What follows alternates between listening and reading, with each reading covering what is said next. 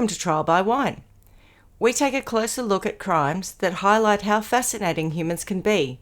Schmitty, Swanee and Clarky visit crimes and run them through their jury of three, debating both sides of the case to agree an appropriate, if totally fictitious, sentence. Please be advised, Trial by Wine may include explicit or disturbing content and will include drunken rambling. Listener discretion is advised. All right, how are we? Not too bad at all. How are you guys?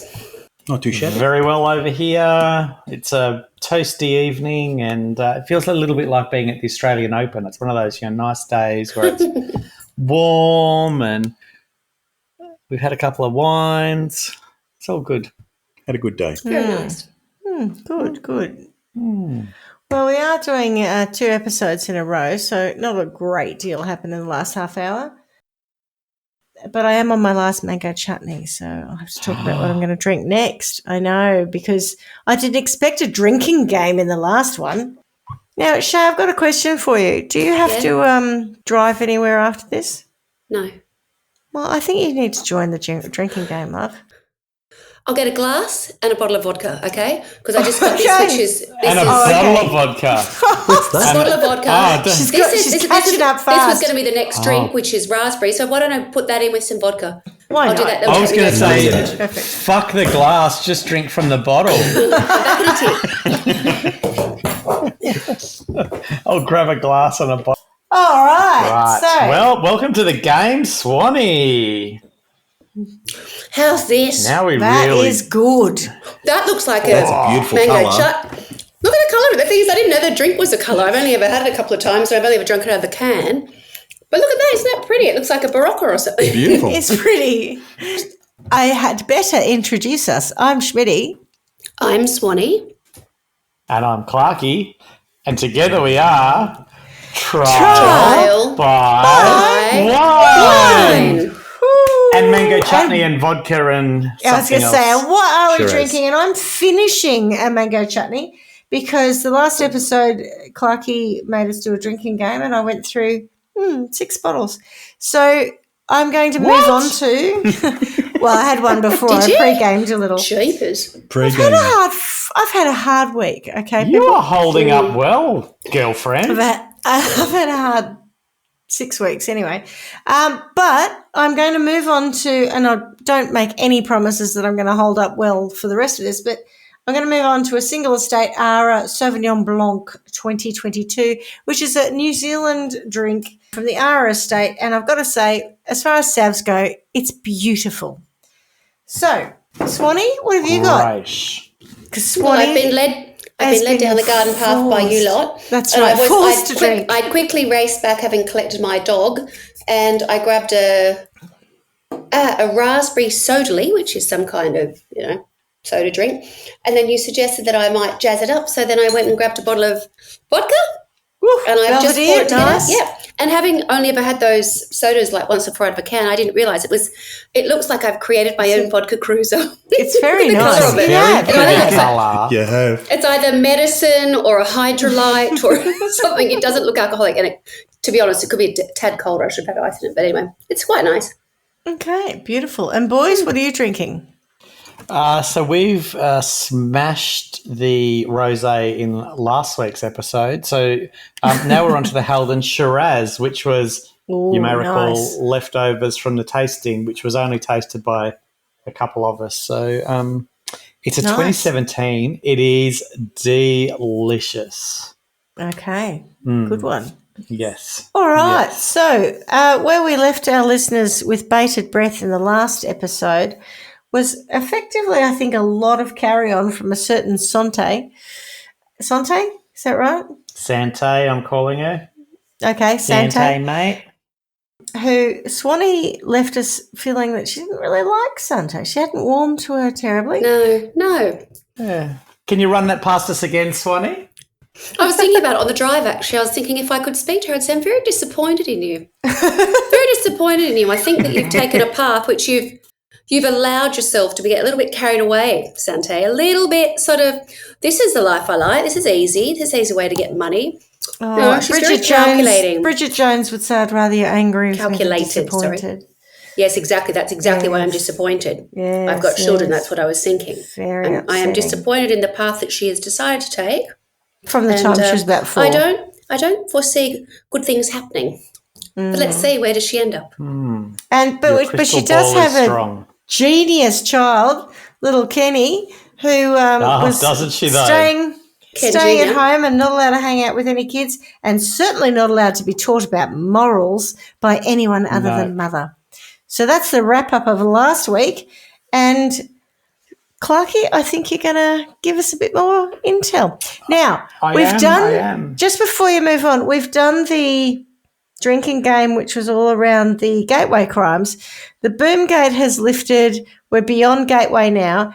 And now we're in LAX drinking game. That was the one we started with. So we didn't get that in episode 1. So that one is carried over to episode 2. Oh, so first in with the buzzer when I mentioned Los Angeles Airport.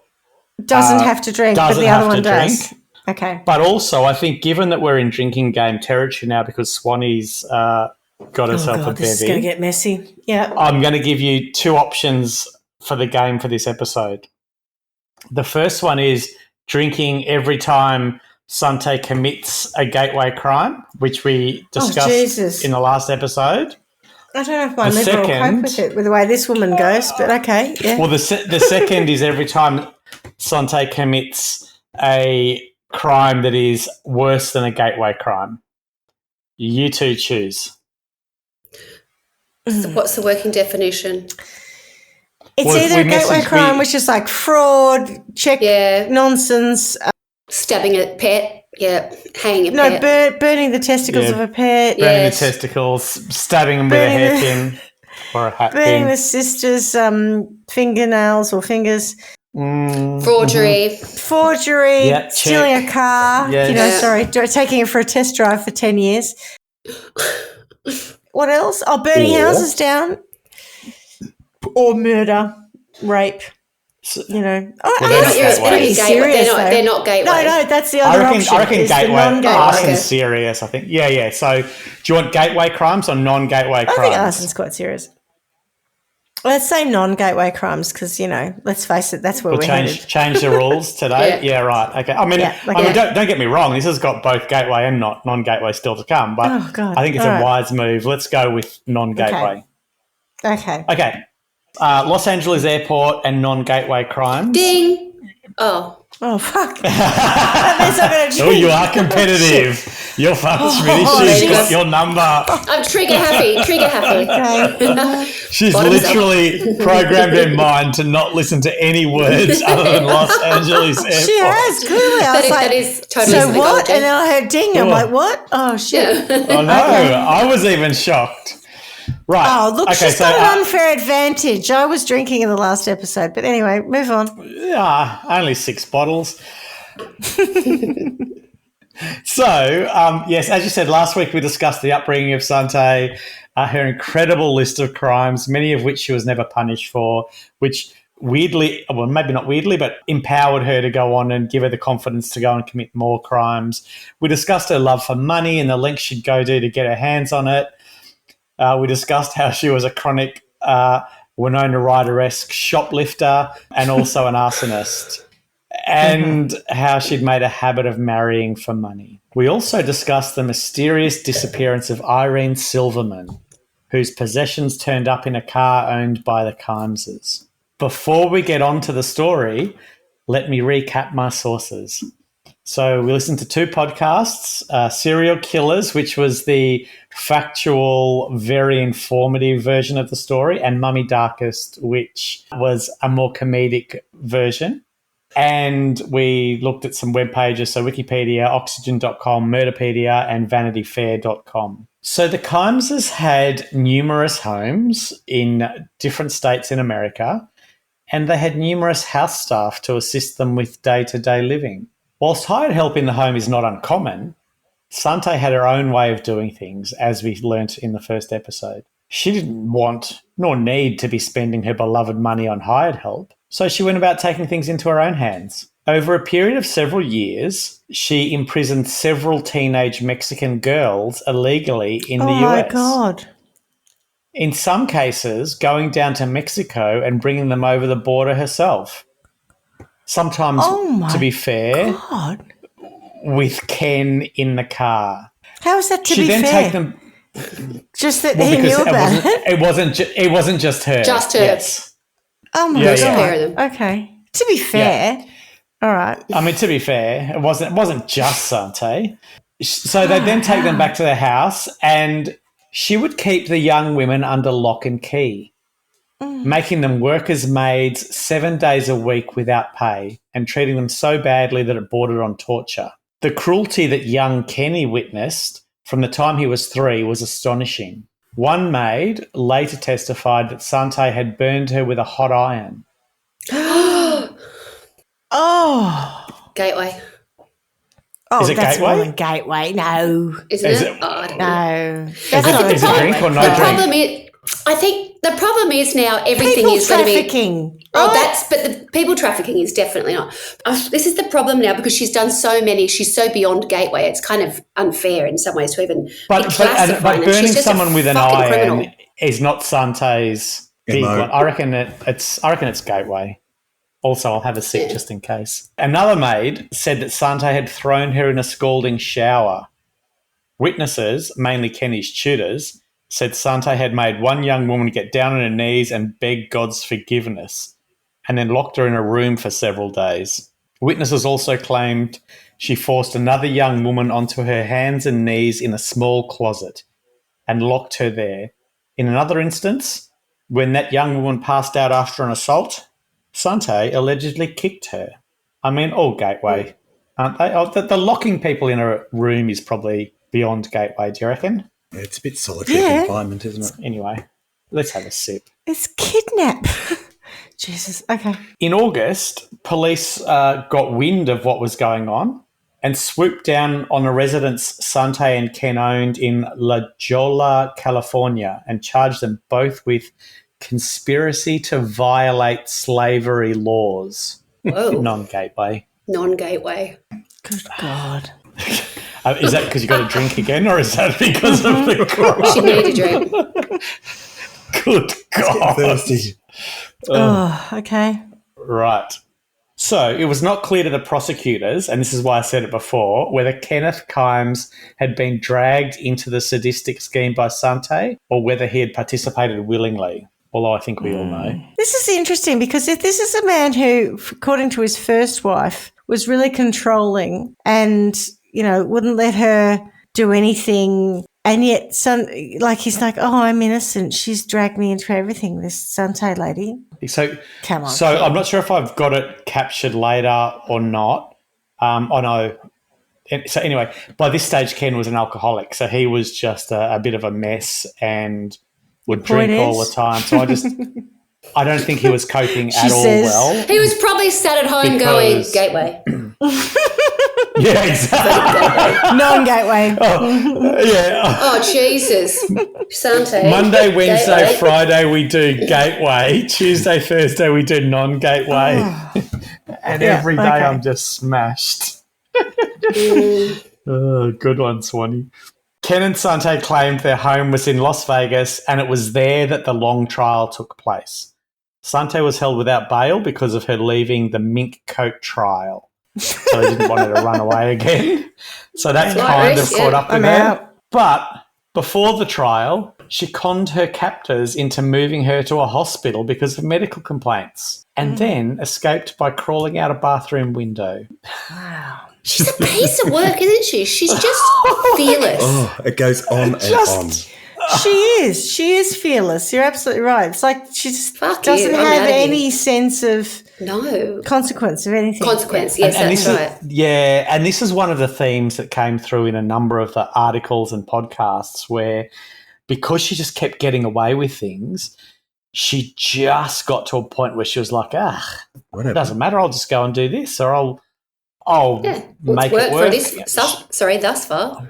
You know, Yeah, she's that had a way. couple of where she's what's it called, scrubbed out a few times, but for the most part, it's she's been rewarded for her behaviour. I read at one point she got done, I think it was she that got done for shoplifting. It might have been her son.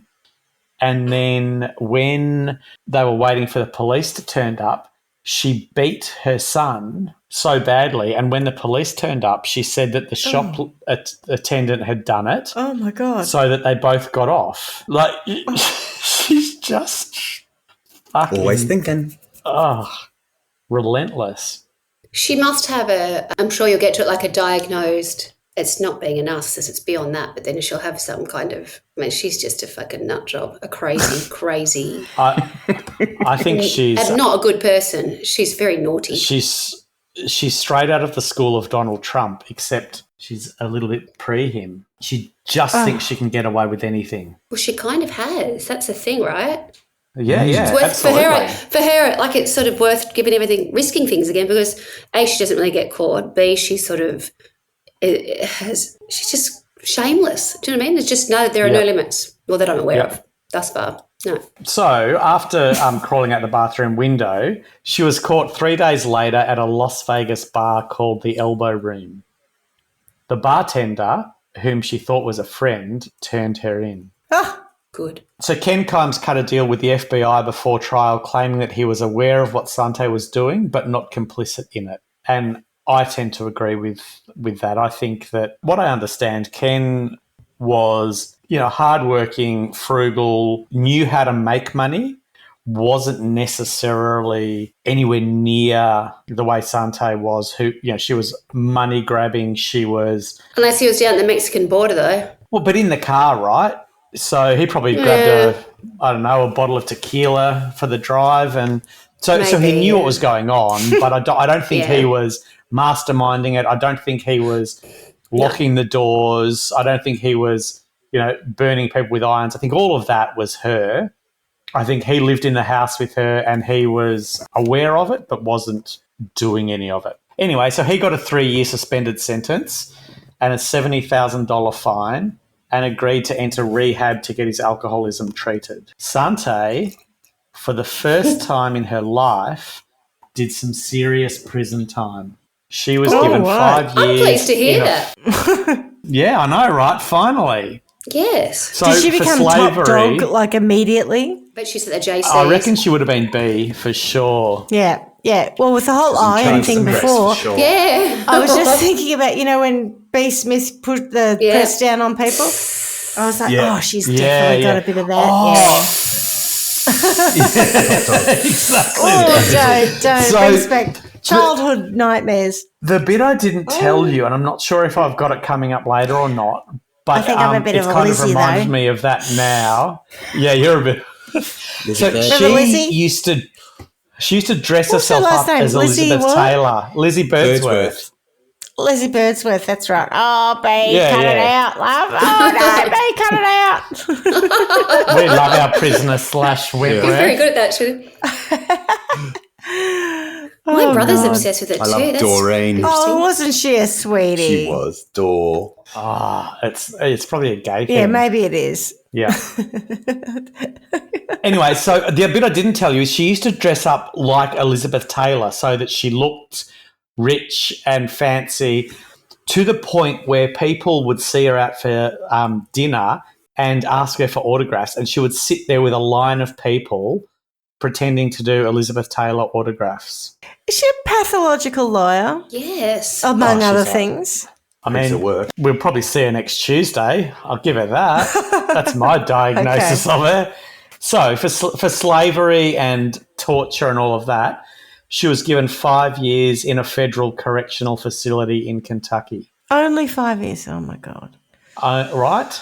Did she have to serve the 5 years, or was it one of those, that was what she was served, like 6 months or something? Oh, I mean, we'll get to that. They left the bathroom window I open think we all can agree at this point that she didn't get 5 years. So Kenny Kimes, so younger Kimes. Kenny, I'm sure he's related. would tell his friends that the happiest time of his life was the 3 years that his mother spent in prison, not 5. Oh, that's sad. Oh, right. Well, there's the answer. During this time, his father not only encouraged him to have friends, but sent him to school for the first time in his life. In an effort to spend more time with his son, Kenneth cut back at his business ventures, selling some of his motels. He built a pool for Kenny in their backyard. All the neighbourhood kids loved Big Ken, said one mother. He was a nice man, a bit of a Big lush. Ken. Big Ken. I'm hearing you now. He did Big everything Ken, little for his Ken. boy. I think what we were just talking about before with Sante and Kenny, Sante and Ken, Kenny's a very different man without Sante around. Okay. Yep. Yeah, okay. When Sante was in prison, Kenny was a nice, normal kid, this woman said. There was nothing aggressive about him. He was not a fighter. He'd walk away if you yelled at him. He wasn't tough. There wasn't a mean bone in his body. According to a neighbour, Kenny did not want his mother to come home. However, Sante, being Sante, managed to sweet-talk everyone in prison, and she was released 2 years early. She joked upon getting out that she had spent 3 years staying at Club Fed because she was in a federal prison. She's just Queen bee. gross. Go out, B. Oh, no, B. To celebrate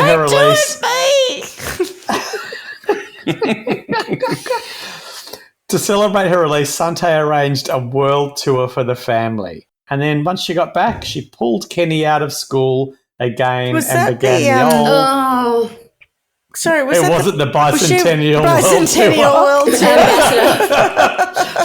the long anticipated bicentennial world tour. Yeah. So she then pulled Kenny out of school and began the old pattern of moving him from one place to another. He wrote his friends desperate letters. In one, he sent money and asked them to hire someone to kill Sante. He disliked his mother so much, says a friend. In early 1990, the Kimeses hired lawyer Doug Crawford to fight off a $35 million civil suit that had been filed by their Mexican maids. Oh, that's significant. Yeah, huge, right? The Kimeses also insisted that Crawford get help from their acquaintance Elmer Holmgren to assist with the workload. They managed to settle the lawsuit, but for an undisclosed amount. In October 1990, Crawford's Las Vegas office was firebombed. And although FBI investigators never found evidence linking Sante What a Kimes with the crime, coinkydink. Crawford is convinced she is responsible. I mean, at this point, too. anywhere that fire is mentioned, Sante is there. Swanee, are you sculling Jesus. because that's a non-gateway It's crime? a shocking. No, it wasn't. I was just having a sip anyway. Then, in September 1990, the Kimes' Honolulu home, guess what? Surprisingly burnt down. Correct! Is anybody keeping tabs on these guys? Anybody? Clearly not. This is I'm insane. not. I can't even get, pet insurance because, the dog had a couple of extra injections and stuff last year. They're like, oh, what's going on over there? It's like, gosh, you just got to burn your house down. How many times are we up to now? Like, how many things have been involved with? 6, I reckon, at this point? More? Yeah, but this is a period of I time reckon way without more, yeah. interconnected computer systems and stuff. Like, Yeah. when you talk about your pet insurance, they're all underwritten by the same insurer half the time, right? It's Yes. not that many people who underwrite. Obviously, in this situation, she's a clever lady. Honolulu, a bit different to mainland. Yes. She knows fraud. She knows her She's business. shopping around. She certainly does. She's very good. And she's very good at firebombing and setting fire to shit. Loves a good barbecue.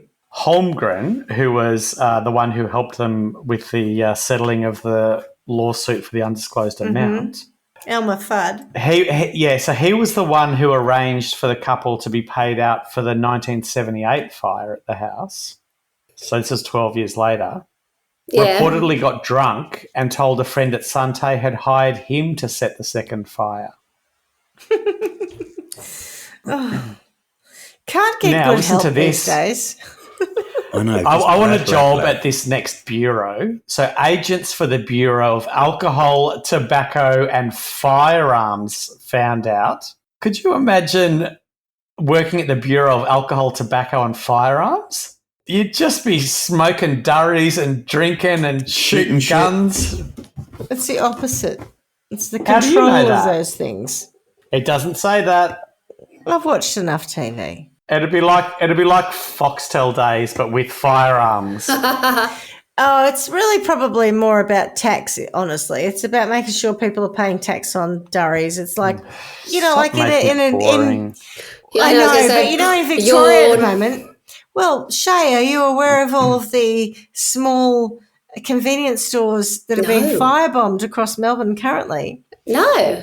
The cigarette wars. Me it's neither. called. Oh. Yeah. Wow. Are you serious? Yeah, because I'm dead Durry serious. beef. Yeah. Wow. Yeah, durry beef. So various gangs are bringing in illegal cigarettes. Ciggies, yeah. And then, if you've got one who's got, Is that the a chop bit of a chop? hold, Does that mean they can sell them at a price that's more affordable. competitive? Yeah. Okay, yeah. Yes. Anyway, agents for the Bureau of Alcohol, Tobacco and Firearms, which apparently is very boring, found out about this, and Holmgren became an informant against the Kymses. In February 1991, not even 6 months later, Elmer went to Costa Rica with Sante and Kenneth I never came back. and never came back. Oh, my God. Yep. And not because he met a nice Costa Rican lady and settled down. No, completely not that. Sante later said that he'd turned out to be a crook and he'd run off. Oh, okay. That yeah. must have been Through alarming for Very her. dear. through a hospital window.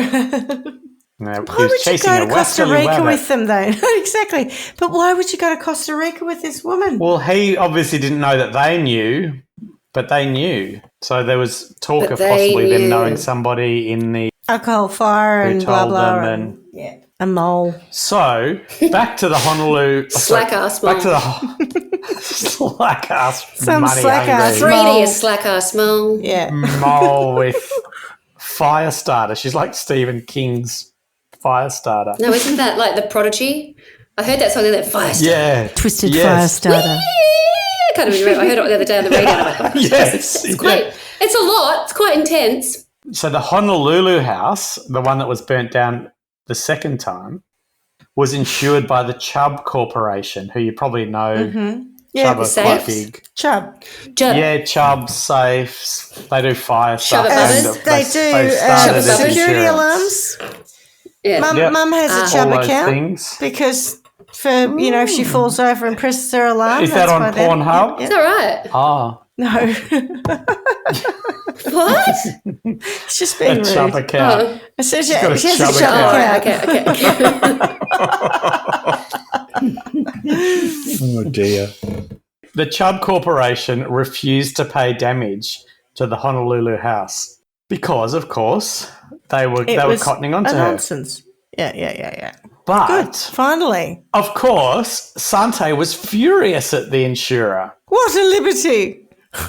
According to lawsuit by Chubb, in 1991, she found them impertinent. No, she didn't really. She did. She absolutely found Well, I him mean, she interesting. absolutely did, but not according Come to the on, Kenny. lawsuit. We're going home. We're leaving. Come on, Kenny. So, in 1991, she stalked the company's CEO. Now, bearing in mind, they were a big corporation at the time, so for her to do that was impressive. She would lurk outside his home in Far Hills, New Jersey, and follow him to business meetings. And at one point, They never live threatened there. Fire Hills. No. Not when an arsonist is stalking you. Oh, Far Hills. I thought you said Fire Hills. Fire I'm Hills. like, you don't. Oh, Jesus. I don't know what I said. I'm too far down the non-gateway path. And at one point, threatened to hurt his children. She's going to stick hat pins in them and put a cigarette lighter under their hands. Yeah. Testicles. She's awful, isn't she? It's just because it goes on and on and on. She should not be. Out. She able should to be in do- jail. Yeah. Yeah. Yeah, many times over. So when Kenny went to college, unlike most mothers, Sante went along with him. And that at in the New Jersey? University of California at Santa Barbara, she lived off campus with Kenny and her elderly and somewhat fading husband. Is that because she was still breastfeeding? Well, a little bit of bitty. Tea. Bitty. Betty. Kenny, bitty. Oh, God. Come and sit on Mummy's lap, Kenny. Have some bitty. At the university, she often co-hosted cake parties with Kenny. That's We're all so getting a bit gross. fatigued by fucking Could you Sante. imagine it? Could you imagine it? I mean, I'm a fan Mum, of a cake put it party, away, right? Mum. But all right. Are you? I didn't pick you as a kegger, Clarky. Kegger. Oh, well, back in the day, Back in no the day. problem. Yeah, yeah. Yeah, Tapping I'm the more of a keg. whiner now. You are. Beer was his gateway alcohol. Oh. A barrel, yeah. Oh, and so now I'm a non-gateway drink. alcoholic? Uh-oh. I haven't had a beer with you in years, but we've drunk a lot of wine in the last few. Yeah. So on the 28th of March 1994, Sante pulled up in front of a Santa Barbara bank and went inside, leaving Ken Sr., who was 77 at the time, in the car. When she came back out, Ken was dead from a heart attack. Oh. I mean, it's not that surprising given he was a serious alcoholic. By the way, surprised she is there wasn't a there. question about that, or did he actually just die of a heart attack? No, there's no question about it. Sante, though, wasn't sure what to do. So her first strategy was silence. So she didn't tell Kenny because he kept was away driving. on a spring break She did a vacation in little weekend Hawaii at anyway. Yeah. Well, Weekend I mean- at Kenny's. you're not far wrong, No. but without in a the freezer puppeteering. So Okay. so she didn't tell Kenny because he was away in Hawaii. But when he came back, she greeted him at the airport, and Kenny said, "Where's Papa?" And Sante said, "He's right here," and whipped out Ken's ashes, which were inside an urn. Trigger! Oh, God. Surely, I know it's not It's actually at airport, right? I know it's a gateway. At the I'll airport. fine, I'll drink. At whatever. LAX, right? Nope. It wasn't LAX. Who It was in cares? San Diego. I'm drinking it Well, anyway. no, I haven't said that. No, Remember, but I've got I a- had a I've drink got a- because I was horrified at this woman's behaviour. Imagine telling your child, I'm with you on that. greeting them from a holiday, your father's dead, here's his ashes. Oh my God. Also, Swanee, you've got some skills because you have somewhat managed to sound as engaged in this story as Schmitty, but the minute there was mention of an airport, bang! It's just a lot less alcohol ticking than I away in the back of your mind. I'd forgotten. I was like, what are you even talking about? I heard the ding go off. I'm thinking, what's he digging for? Trigger? I know, What? You didn't actually say LAX, so I did wait for a minute. Then I thought, I think those pair have forgotten what even the thing was, so I had to get in there just in case. I was trying to work out whether you'd you'd said trigger Well or done. Tigger. I said trigger, so I did say trigger. Then I was like, oh, actually, I have to say ding or something. I don't know. What just happened? Ding, ding, ding. Oh shit! I've got a drink. That's all. Oh, no, you mind. say whatever you think. I could be wrong. It could be a different airport. I don't know. It was, but it doesn't matter. Well, she was at Santa Barbara. I don't know. But is there an airport that you're flying to there? She was in San Diego. I don't know. Wasn't she? I don't know. Stop it. I didn't say Los Angeles You're the Airport geography yet. lady, anyway. You're Sorry, the geography I was, Does that mean it could very happen again? Pacific. Yes. What do you mean? Pacific. Of Well. course it's going to happen again. Yeah, I was very Pacific. Okay. Los Angeles Airport is what we're looking for, right? Ding. Oh fuck! Okay. He said, Okay, I'm going to have a drink. I'm thirsty. So, So understandably, hungover tomorrow. Kenny was horrified, particularly when Sante produced 2 airline tickets. She forced him to get right back on a plane where they returned to Hawaii. There, they disposed of her husband's ashes by scattering on a beach near Honolulu.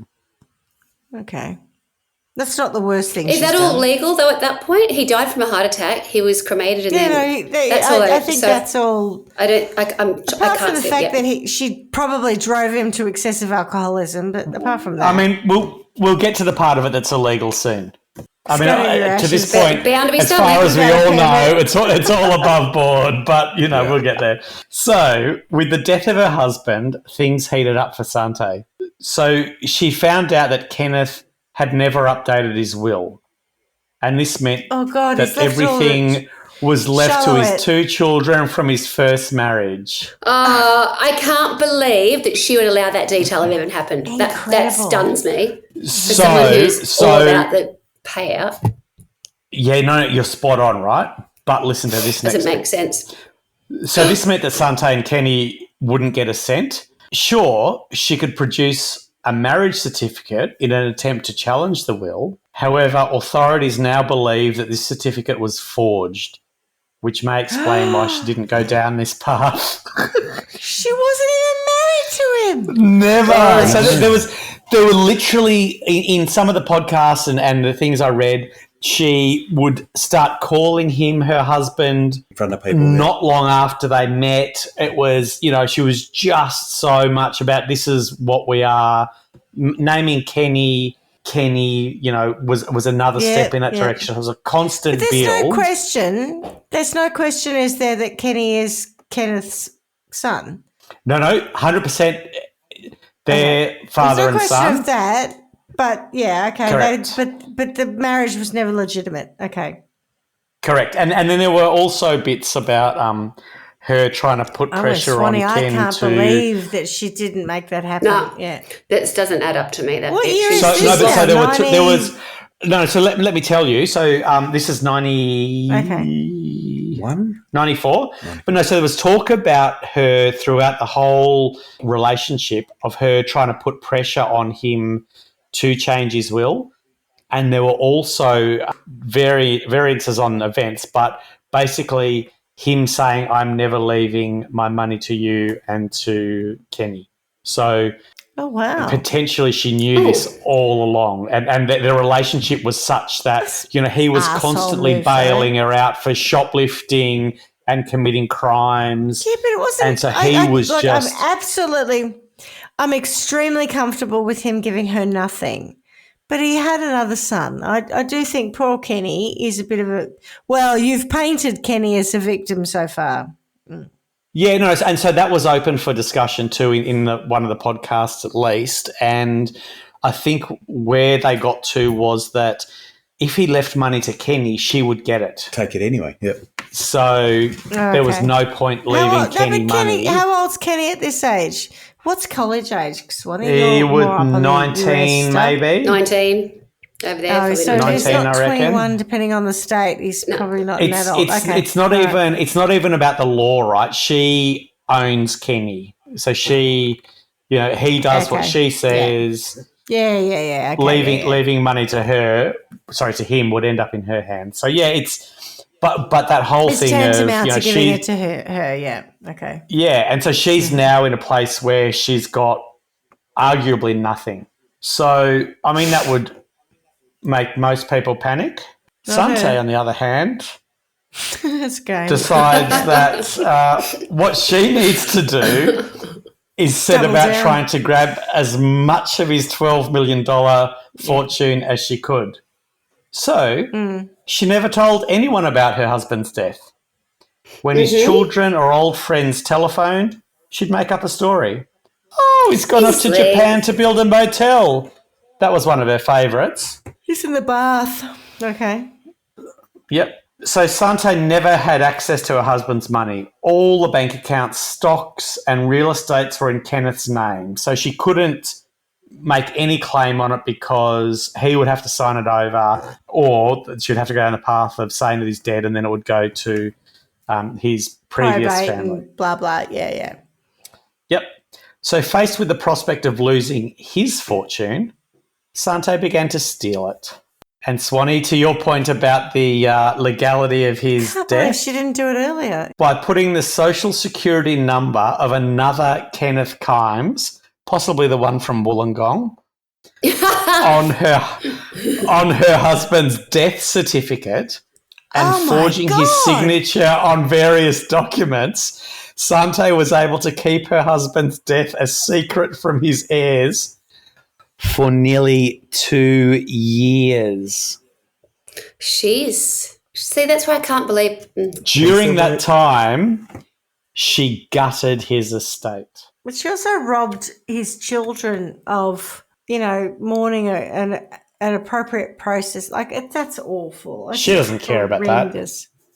No, I know, Non-gateway? but I'm just saying adding to non-gateway, but no, that's gateway. But I'm just adding to all the reasons that Swanee's going to string her up or something horrible, or send her to her room and shut the door Send her to properly. a room. Shut the fucking door. I just want to challenge the non-gateway bit. Listeners Putting will the not social understand that security reference.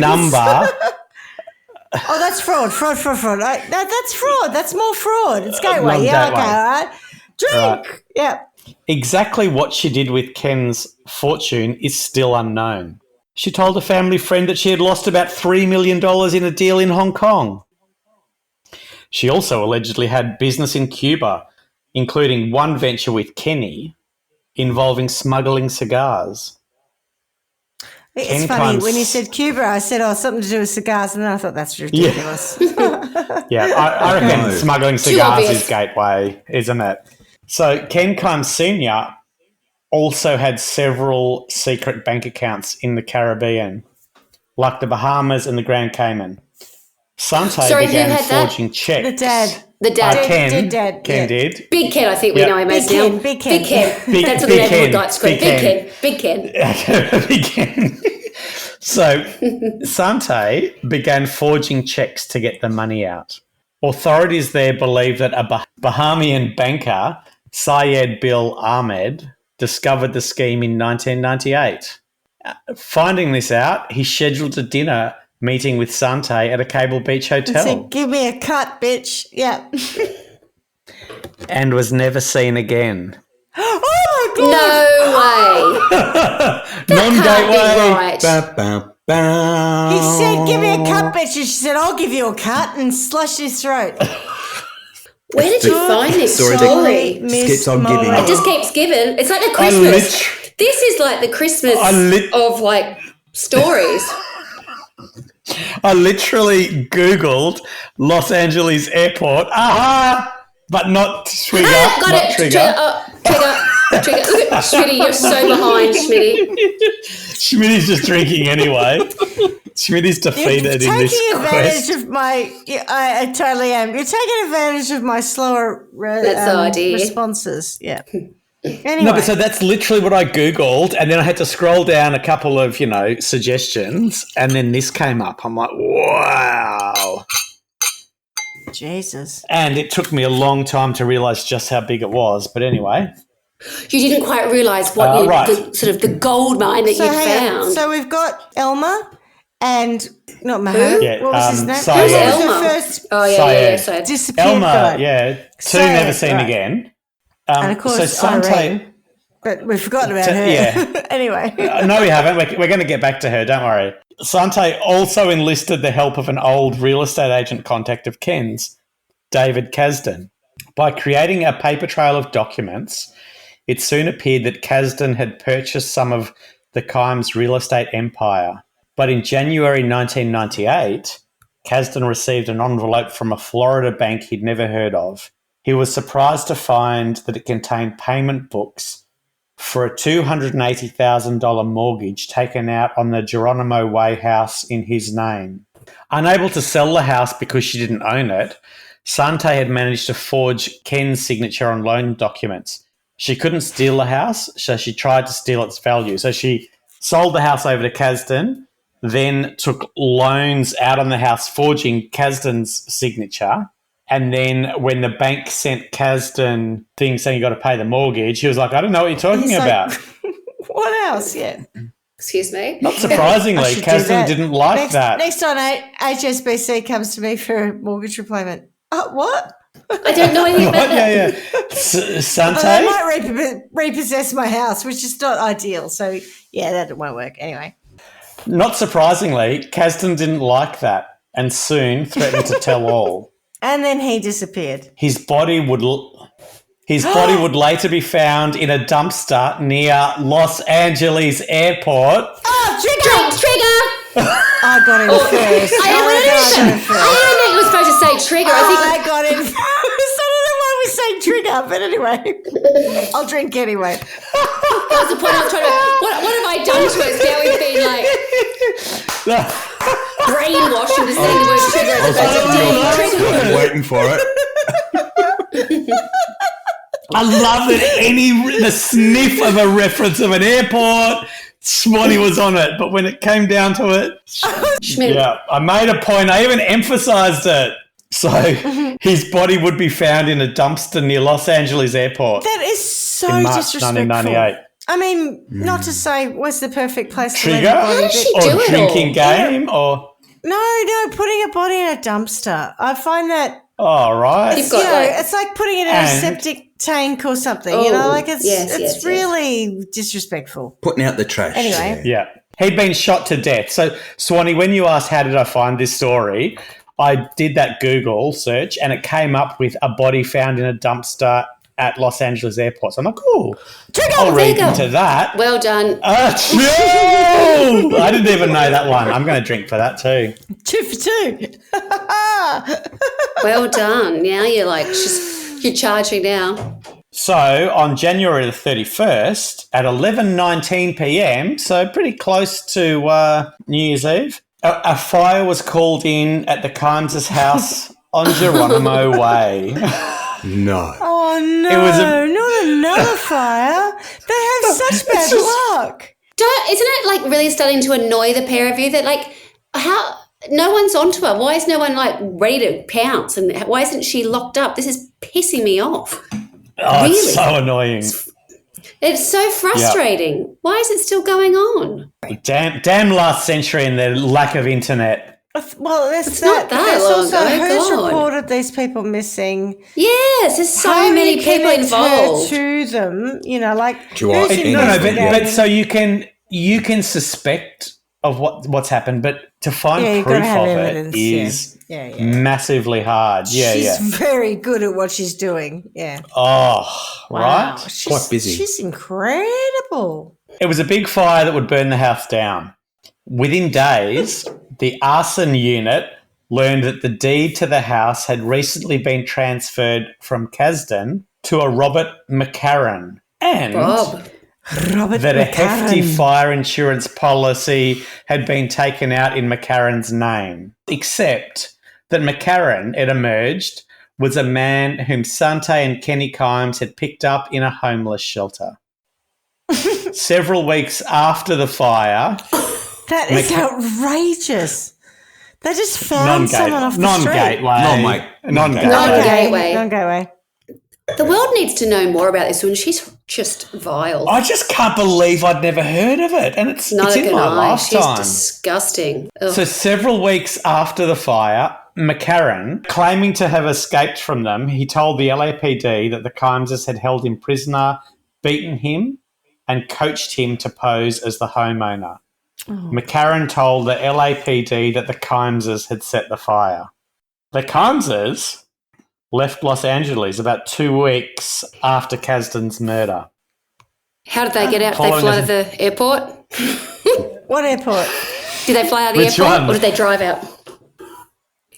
Go on, say it.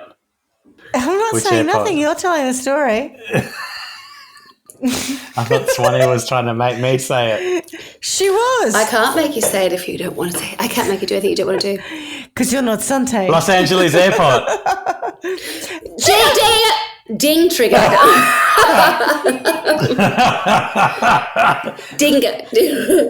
They don't know why we're There saying we trigger. go. I know. I don't care. It's Trigger. just funny. I don't mind. Can we have a Trigger. trigger warning at the start of this episode? The funny Yes, thing you'll is, need the it. rules are the person who says it first doesn't drink. But I've drunk every time Everyone drinks, anyway. yeah. Oh, me too. I'm Anyway. just drinking because I don't really know the rules anymore. Yes, so they left Los Angeles about 2 weeks after Kasdan's murder. Following a stop in Las Vegas, they headed to Louisiana, then on to Florida. And eventually they made their way They're up on the to New land. York. By this time, the FBI, the LAPD, and law enforcement in several states were one step behind them. So they all knew that they were doing bad shit. They just didn't have enough proof. I think it's say one step ahead. No, one step behind. No, one okay, step behind. great. But they were onto them, right? They were chasing after them, but they just Okay. weren't quite there. In January 1998, Sante had phoned Jim Blackner, the sales manager of Parkway Motors in Cedar City, Utah, and told him that she wanted to buy a Lincoln Town Car with really, really dark tinted Dark windows. She said she didn't want to pay for And a new massive one. boot.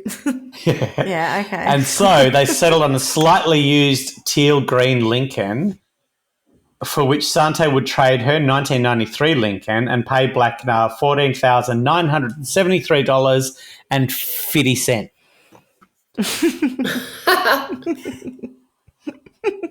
Blackner, who had sold cars to Kenneth Kimes for years, said he didn't think twice about the transaction.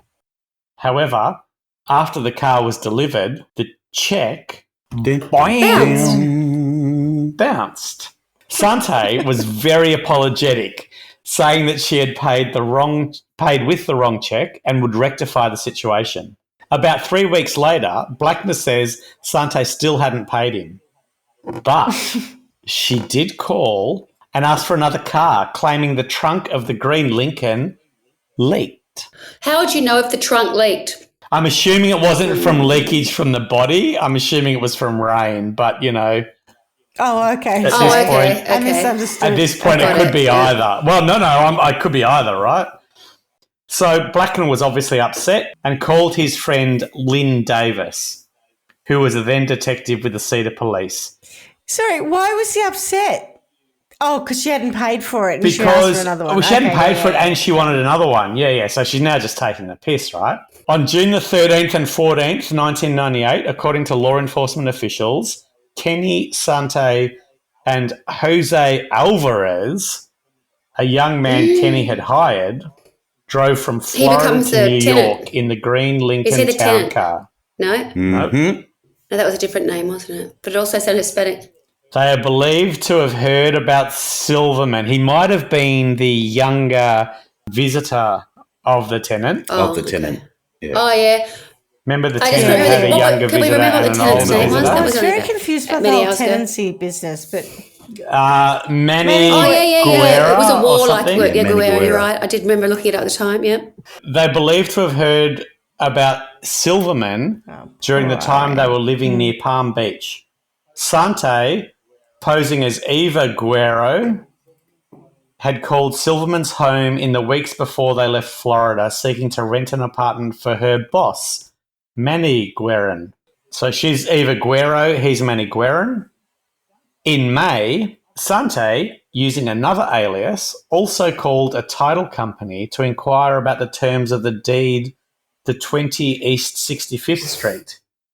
Upper East Side. Upper East Manhattan or something. Upper East Side Manhattan. Pause. Yeah. Come on. She phoned again shortly before they left Florida to confirm that there had been no change in ownership.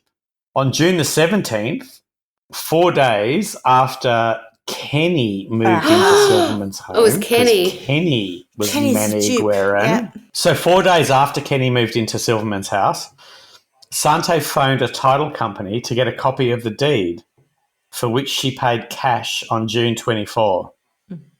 At that time, she also wrote to the Lawyers Title Insurance Corporation requesting the forms necessary for a property transfer. However, when the forms arrived, she realised she needed Silverman's social security number to complete the forms. Around the middle of June, Sante had phoned Silverman telling her she won a trip to Las Vegas, but would have to give her social security number to get her she prize. fell for that, You're Irene. a really rich woman. You don't need a trip to Las Vegas. I know. Irene. Come on, Irene. Oh, I swear.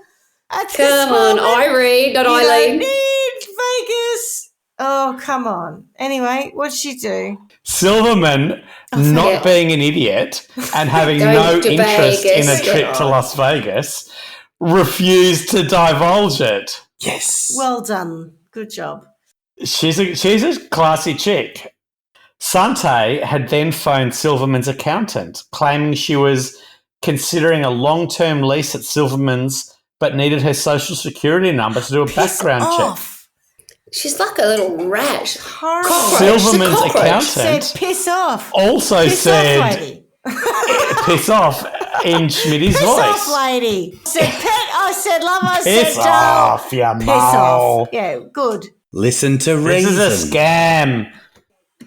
In the 4 days leading up to Irene Silverman's disappearance, Sante and Kenny Kimes desperately tried to find a notary public who would sign a deed of transfer for them. Kenny met one late at a hotel plaza, Athene, on East 64th Street and took him back to the house. But he refused to notarise the documents because they had not been signed in his presence. On the 2nd of July, Kenny met a second notary at the hotel and took her back to the house. This time, according to the indictment, Sante, impersonating Silverman, signed the documents in the notary's presence. The woman then notarised the deal. So the woman then notarised the deed transfer bearing Silverman's forged signature. Just what the Kimeses may have expected would happen when Silverman was discovered to be missing is not clear. They may have planned to frame Stanley Patterson, a Las Vegas associate, for Silverman's murder, because on the 1st of July, Sante called Patterson and told him to get on a plane to New York because she had a building she wanted him to manage. Patterson, a casino maintenance man, had bought guns for the Kimeses, including a .22 around the time of Kasdan's murder. Tracked down by the LAPD, he became an informant. So when he got Sante's call, Patterson phoned the LAPD. They told him to fly to New York, and when he arrived at Kennedy Airport on the morning of July the 5th, the NYPD and the FBI were waiting for him. So remember that Irene had a party on the 4th of July and went missing on the 5th of July. He flies to New York on the 5th of July and the FBI are waiting for him. They told him that they wanted to question Sante about David Kasdan's murder and the stolen Lincoln and a few other crimes, and that if he cooperated, they wouldn't prosecute him for selling guns illegally. He agreed. So when Sante and Kenny met Patterson at the New York Hilton, just after they returned from disposing of Irene That's where they got arrested out Silverman's the front of the body, Hilton. federal agents surrounded them. So they've come back from disposing of a body to meet someone at a hotel and been arrested. From their point of view, it was all over. Kenny was so frightened that he wet his trousers. Oh, God. Sante, on the other hand, was brazen to the end and loudly protesting her innocence. They They didn't know idea anything about about that's Silverman right. at this The worst. point. It's No the idea. happenstance and No coincidence that they idea. got arrested at that point. Nothing to do with the fact that we just got rid of a body. Inside the stolen Lincoln was a treasure trove of incriminating evidence. Irene's passport and keys to the mansion were in the back seat, as was a fully loaded Glock Isn't that .9mm pistol and a .22 Beretta. There were real estate transfer papers and a notebook that showed Sante practicing Irene Silverman's signature over disturbing. and over again. That is awful. There was an empty stun gun box, blank social security cards, handcuffs, extra license plates, syringes, and walkie-talkies. Oh, The car's contents seem to have been acquired from a supermarket Was she for upset criminals. by it? The walkie-talkies or the syringes? Swanee goes, ooh. I'm like, walkie-talkies or syringes? the syringes. I know, I figured. Oh, walkie-talkies. Bear in mind the used rolls of duct tape are in Kenny's flat. Sante and Kenny were tried in the spring of 2000. After several months of testimony, the jury declared Sante guilty of 58 different crimes. I don't know how they got that number. And 60 for Kenny. Sante was sentenced to 120 years and Kenny to 125. At their sentencing, Sante was asked if she had anything to say, and with that, she jumped to her feet where she ranted about her life and the unfairness of her trial for more than an hour. She would have gone on for several more, but she was stopped by the judge. Enough. Who literally just went, "Shut up, Mole." Enough. I'm done, mate. A You've little had less an hour. conversation, a little more action. A few months later, Kenny attempted to escape. by holding a court TV reporter, Maria Zone, hostage by pressing a ballpoint pen into her throat. Man. After 3 hours, he was subdued. And the following month, both Kenny and Sante Kimes were extradited to Los Angeles to stand trial for the How'd murder they of get David Kasdan. During that How they trial, get them there? Bus, train? Los Angeles Airport. Out the toilet window. So they had to stand trial for the murder of David Kasdan. During that trial in June of 2004, while he was facing the death penalty, Kenny changed his plea to guilty and betrayed his mother by implicating her in the murder. Now, I did hear somewhere that I think he did that to stop her from, was it either being extradited or being given the death penalty? I can't remember which, but so I'm surprised it wasn't to stop he did himself. this to Okay, help okay, her. you're saying, okay, fine, I'll take it. He also confessed to killing the Bahamian banker Syed Bilal Ahmed by first drugging him, then drowning him in a bathtub, and later disposing of the body in the ocean. He also confessed to killing Elma and Irene. So even though her son had ratted her out, Sante maintained her innocence and tried to play the sympathy card.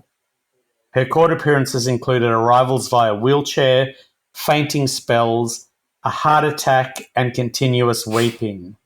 The judge, Kathleen Kennedy Powell, didn't buy the illness routine, Well done, Kath. particularly after Sante took to name-calling and repeatedly calling the prosecutor Mr. D.A. Death. Both Sante and Kenny each received another life sentence added on to their more than 100 years they were already serving. Pointless. Sante was serving a life sentence plus 125 years at the Bedford Hills Correctional Facility for Women in New York, where she died on May the 19th, 2014. Kenny remains incarcerated in California.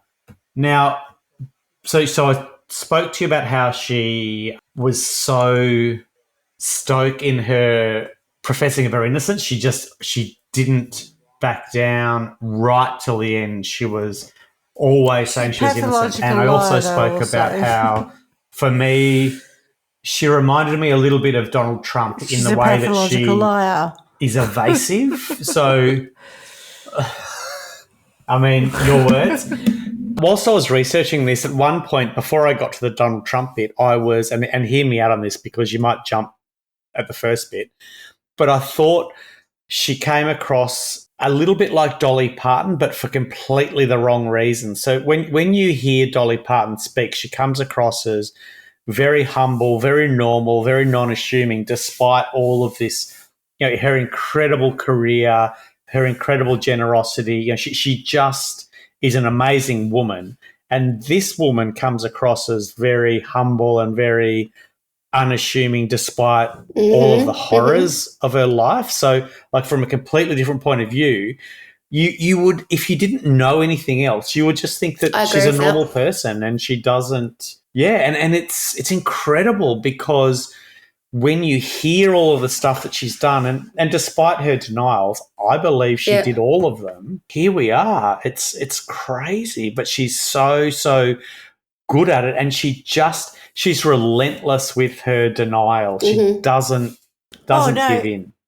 I'd be too tired. Early in the whole story, I think in part 1, you talked about how the other story of how she met Big Ken was that they met with her being the PR person. Yeah, he was looking. Person. And she does behave like a PR person. Yeah. No disrespect for people in comms. I do. But people who are like, oh, I'm glad you asked that question. And, that whole, like, everything that you feed me, I'm going to give you another. I'm glad you asked, but I'm not going to answer it. It was planted, which there's no evidence of that. This is bullshit. She's a spin doctor. Yeah. She's extraordinary. She really is. Gotcha. So with those two stories of how they met, there's actually, you can see why he might have been looking for someone that, and she fit that bill, but she was the one that was the predator in that relationship. So she got in. She saw him in Millionaire magazine. She liked the look She's of his got bank enough previous account. in my mind You know, to all say of that. she zoned in on him. That's the That story. is insane. I am exhausted. That woman just never stopped.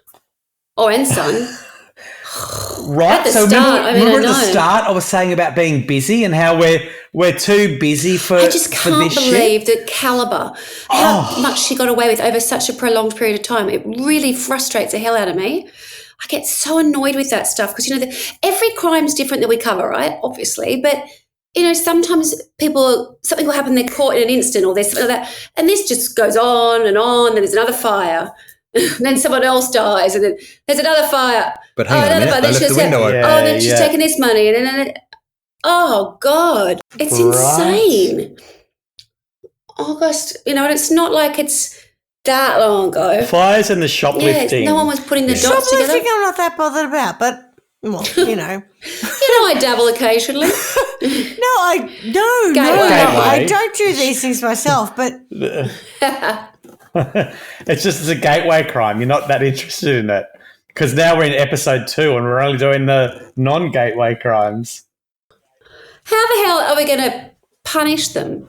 well, I've got It's just- some ideas. I'm just doing a little bit of Googling about the best way to do this, but I think I'm going to put Kenny and Sante into a medieval cage where I can set some fires under them, like the poor goats and dogs that had their testicles burned, and have some people put some needles up into them as well. I don't kill them. I just want them to be, gently tortured, and maybe sometimes we'll take them out and give them a beating like the Mexican servants and the poor homeless man. Was it McCracken, something? Douglas McCracken. McLaren? It's got the... Wasn't McLaren Anyway, McCadden, the Scottish I think. man who got the shit kicked out of him by them forever. And can you drag him around by the hair in the car park as well? Sure. Like the poor Sure. girlfriend But only on like off Ed? days. Only like maybe once every 3 that's weeks. their rest day.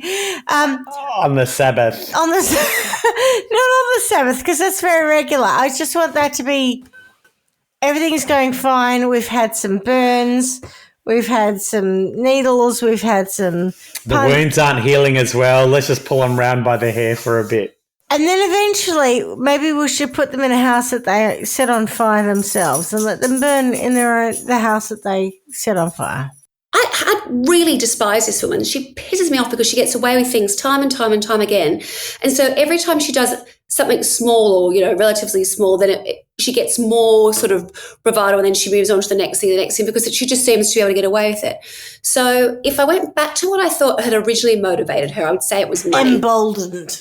Correct. Would be money. So very much those early stages, it was all about, where can I benefit from, who can I benefit from, how will I do that? And then after that, every single thing that came after that was eliminating people that were in her way, okay?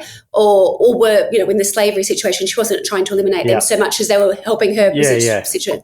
100%. All tools. They're all tools and pawns. Yeah. and So then hear me dead. out. I might not be able to articulate this in quite the way I want, but I want every crime that she went to commit I want her to go to commit that crime. So let's say it's a fire. But in each instance, she bumbles it, she gets caught, and then she has some kind of come up. So, for instance, she might burn her hand or she might do something. So every little thing doesn't go the way it's supposed to go. So her plan doesn't come to fruition. She's gone to light fire a house, whatever else. She gets caught, so she'll do time and she's hurt herself in the process. So they're the fire. With the maid, something will happen where she's gone to get them. In actual fact, she gets caught doing that, and then someone else from a charity goes, oh my God, I can't believe that. Come and work for us. And they end up being gazillionaires, or they don't need to be gazillionaires, but have beautiful, healthy lives in a free world. So whatever her objective is, it's totally reversed. And the people that have been the victims of her crime end up benefiting from her being a bumbling dickhead when she's gone to do it. And each time she goes back to prison, She serves time and then she's like, rightio, here, I know what I'm going to do this time. Then she heads out again. This time she's like, I'm going to set this person up. But again, she gets caught. That person who was going to become the victim, they benefit. And as time goes by, she is considered a laughing stock. People do know who she is. She does have a public profile. It's turned the whole thing on its head. I 100%. I think that's a brilliant sentence. But when she's back in jail, yes, can B. Smith actually put her hand under the absolutely, steamer? absolutely, Absolutely. Because again, that was something that she was going to do to someone else. Yes. Yeah, that's right. Everything all the pain that she has inflicted on somebody else needs to come back to her, but also that the other person who is going to be the victim does benefit in a really demonstrable way that makes her go, oh my God, that should have been me, right? I could have had that money. That should have gone to me. So they all... Does that mean Rub her that you nose in think it. she's the main perpetrator and Kenny Jr. gets off? Oh, do you know what? I haven't really given much thought to Kenny. I've been so annoyed with her. Kenny's just... I'm definitely a product of his environment. But yeah, I know. But he's still a dick and he's still a criminal. Oh, totally. At what point did he just not grow a pair and walk He away still and say, murdered Mum, you people, are yeah. fucked up. I'm done here. He didn't do that. And Again, he could have, though, yeah. Correct. And there would have been chances for him to do that relatively early on, if because he was certainly happy to not so much rat on her later, but we wouldn't have known how he felt terrible when this happened and how the happiest he was like play that tiny violin for him.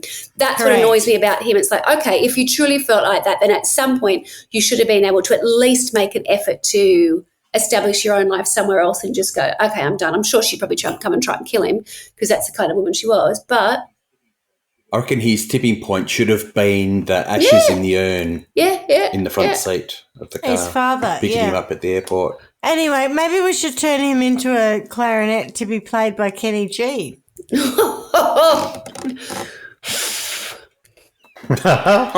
Kenny. Big Kenny too. No, Big Ken. And what about you, Clarky? What do you guys reckon? So this is a tough one, right? So in terms of, I'll start with Kenny because I think for me, Kenny never had another life. Like right from day dot, in her mind, she was his to do whatever she wanted with, and she would do anything she needed to make sure that Absolutely. that was the case. So, she controlled who he had contact with. She controlled the kind of contact he had with people to the point where, when you talk about, and we talk about this with, victims of domestic abuse a lot, whereby they can't leave because they're scared and they've got no one to go to.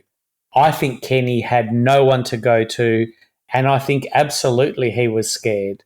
And I think he tried to cry for help at various points, and no one listened. So I feel really sorry for the Kenny that could have been. That said, when he's going around murdering people, I have no sympathy for that. And so, yes, you're a victim, but correct, the Kenny that eventuated, he's a monster, and you cannot forgive someone for killing multiple people. You can't. I think there'd be very few circumstances where I could possibly be okay with someone killing someone, but I guess what I'm trying to say is that once you get past the victim bit, when he's killing multiple people, he's a monster, and that shit is not okay. He has disregard for human life, and so he does need to be punished. He didn't grow up in a vacuum. I'm completely okay with that. Yeah, he had been around normal people when he'd gone to uni and when he'd been, his mum had been. He had been around different influences at different times. Yeah, and I'm not a fan of the I was on drugs and therefore I killed someone and therefore I need to be let off because of that. And I'm not a fan of I was a victim, therefore I killed 4 people or whatever it was, and therefore I deserve to be let off. He doesn't. He's become a monster. He deserves punishment. I'm not okay with letting him off for doing what he did to all of those people. I mean, he got as far as I'm concerned, 120 odd years. He probably needed that, God, 10 years earlier to stop him killing all these other people. But anyway, that's the way it worked. For her, I mean, she is one of those types of people, I should say, that I can't stand. She's manipulative. Nothing sticks to her. She's evil.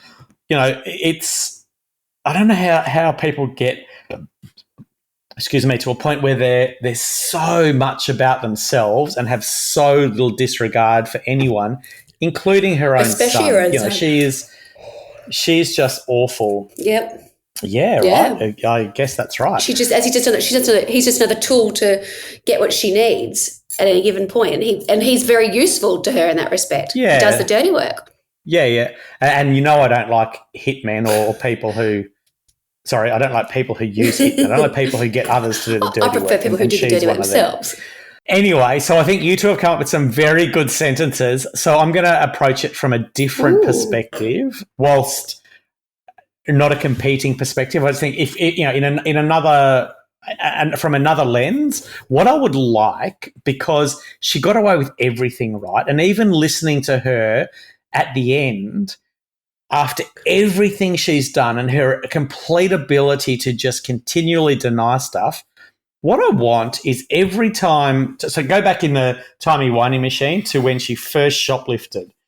And when she shoplifts and somebody starts questioning her on it, whether it's the store owner or whether it even gets to the police, because it varies, when she starts spitting her story as to why she's innocent and blah, blah, blah, I would like projected on the wall her future crime palette. So all these crimes she commits past that point to be, she tells her little lies and her manipulative stories and blah, blah, blah, and then the world pauses and they can both watch what plays out from that point on, so that the poor people who are trying to pick a balance between, do we support this kid or this teenager or this, woman or this grandma, whichever point of her life she's in, they're trying to go, if this is an isolated incident, do I go hard because she's a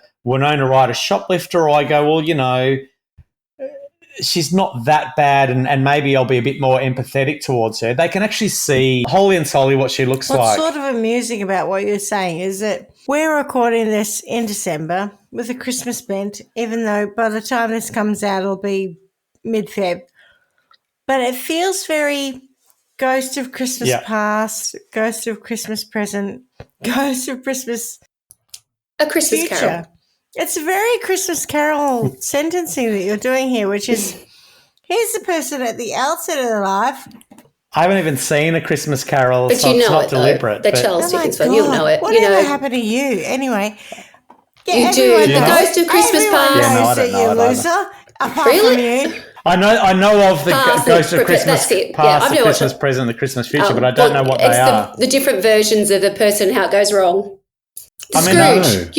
Sorry. I wouldn't watch Christmas movies generally. It's like Scrooge. Are you saying that you've never heard of Ebenezer Scrooge? Scrooge. I've heard of it, but I don't think I've seen it in a movie. He's a good. Ebenezer Scrooge. Okay. He's a good. Anyway. I've heard of it. Not the same. No, it's true. Scrooge. Everyone knows. You're Scrooge. But I haven't watched Grinch either. Anyway. I don't know. A Christmas Carol. I've heard the term, yeah. Well, yeah, but I was doing it more so that the poor people who were trying to find the right balance in law enforcement could actually see what would happen if they didn't go as hard as they did, and therefore they would go harder on her. But I think that also in that, if she's watching it, she might go, oh, now I look like an idiot because I've said I'm not all of this, but there's a here moment I that am. the individual says, Scrooge. Yeah. oh no, I'm going to turn out to be a complete prick and go to hell. I don't think that woman had any concept of hell. So I'm very happy to say that let's just instigate on her that hell's real. Take that, bitch. Cup that. Well, there you go. That's the story of Sante Kimes. It was full on, Wow. and thank you very much. And I'm sorry if I sound a bit pissed because... you are? I so totally am. I've drunk like a bottle of Sauvignon Blanc. 3 hours of drinking games. It's more than that. I was being kind. Yeah, For a very long time, I've been challenged to drinking games where I've been drinking even when I didn't need to. You've been very good. And it's been good fun. So thank you. Great story, both. Clarky. That would have taken you a lot to do that. It was a lot. It was brilliant. Larry King / Clarky and Woo, thank you very much for that. Yeah. Shay Panda / Swanee, thank you very much. And as we say every week, well done, Well done. ladies. see you already. Ciao. Ciao. Bye. Bye. Ta-ta. Thanks for listening to Trial by Wine. You can contact us at trialbywine@gmail.com. Please rate, review and subscribe to Trial by Wine on Apple Podcasts or wherever you get your podcasts. If you'd like to support us, you can become a patron at www.patreon.com, Trial by Wine, or visit our website www.trialbywine.com to donate to us. Your support will help us cover many more cases and apply wacky sentences. We really appreciate you listening and hope you tell everyone about us. Our cover art is by John Christo and music is by Beauchamp from pixabay.com.